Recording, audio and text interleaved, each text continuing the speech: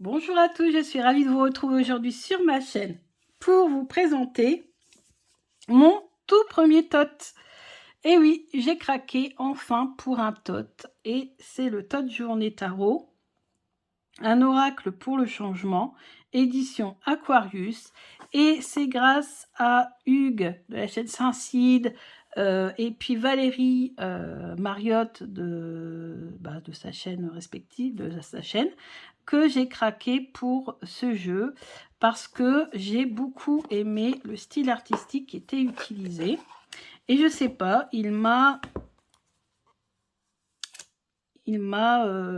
interpellée, on va dire ça comme ça. Tiens, parce que là, je suis quand même étonnée qu'il n'y ait pas de tranche. J'aurais aimé, pour un jeu de ce prix-là, avoir des tranches. Ouais, bon. Au niveau qualité, bon, c'est de la bonne qualité, hein, mais je m'attendais à un peu plus luxe. Un peu plus luxueux, enfin bref. Donc les illustrations sont magnifiques, donc je vais vous montrer ça. Donc c'est un jeu qui vient d'Irlande, donc qui vient pas de loin, hein. Donc j'ai trouvé que les illustrations étaient propices à l'introspection, à la méditation, et ça m'a donné envie, en vidéo, de m'intéresser au tot. Alors c'est magnifique avec ce papillon. Donc, édition Aquarius, je pense que c'était l'été quand je l'ai commandé. Et le fait que ça soit à l'aquarelle, le fait que ce soit un moment pour moi de détente, ce jeu m'a totalement interpellée. Alors, il n'est pas facile, parce que déjà c'est un tot et je ne connais pas le tot. Mais à l'intuition, je me suis dit qu'il y avait quand même de quoi travailler dessus. Par contre, bien sûr, j'ai me procuré le tot classique de Crowley et de... je ne sais plus l'illustratrice. Vous connaissez son nom, ça m'échappe. Et donc, oui, je vais me procurer classique, forcément. Et le livre qui va avec, hein. On l'a, donc on l'a conservé, on l'a. Aujourd'hui, il est publié à des prix raisonnables puisque c'est mass market. Donc bien sûr, je vais utiliser le tot classique. Celle-ci, elle m'a vraiment interpellée. Je trouve les couleurs, je trouve les représentations, mais vraiment magnifiques.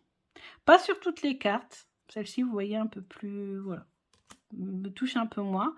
Mais sur certaines cartes, c'est vraiment un énorme coup de cœur. Celle-ci aussi. Je suis très contente de l'avoir. Bien sûr, c'est un jeu qu'il faudra travailler. Alors, en attendant de travailler le tot, je vais me servir de ce jeu uniquement à l'intuition. Donc, je vais l'utiliser comme un oracle. D'ailleurs, je pense que je vous ferai une vidéo des jeux de tarot que j'utilise comme oracle.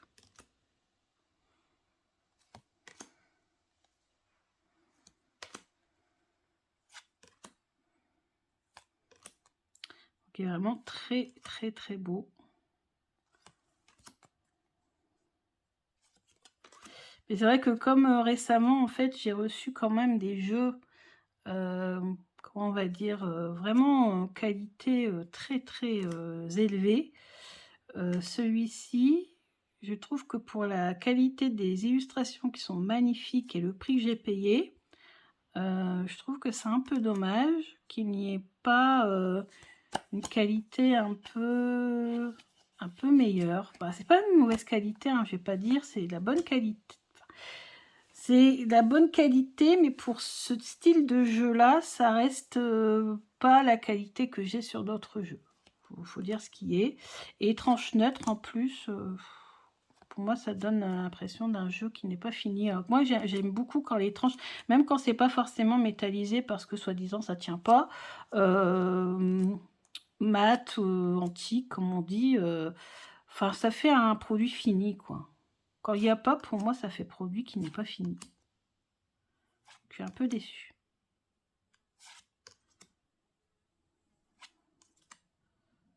C'est en fait la qualité de mass market.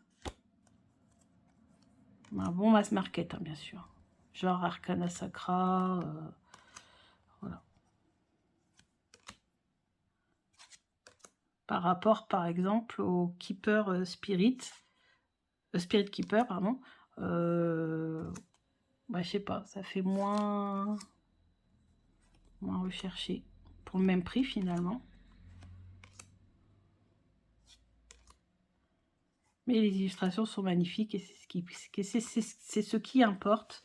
C'est ce qui est important, c'est d'avoir de magnifiques illustrations très intuitives qui vont permettre, je pense, de belles méditations pendant tout l'automne.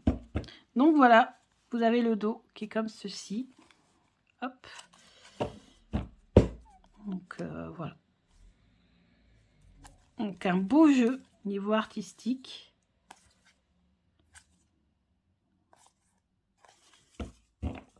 On va peut-être tirer quand même une carte pour voir un petit peu ce qui ressort. On va aller juste l'interpréter à l'intuition.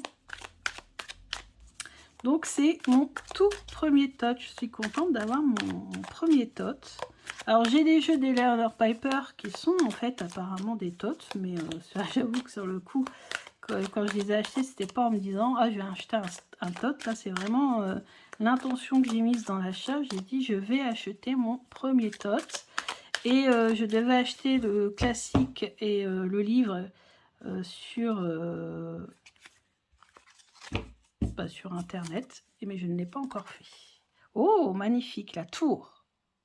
Donc la tour, ça symbolise donc beaucoup de choses. Ça symbolise le fait de se libérer. Pour moi, la tour, c'est la libération.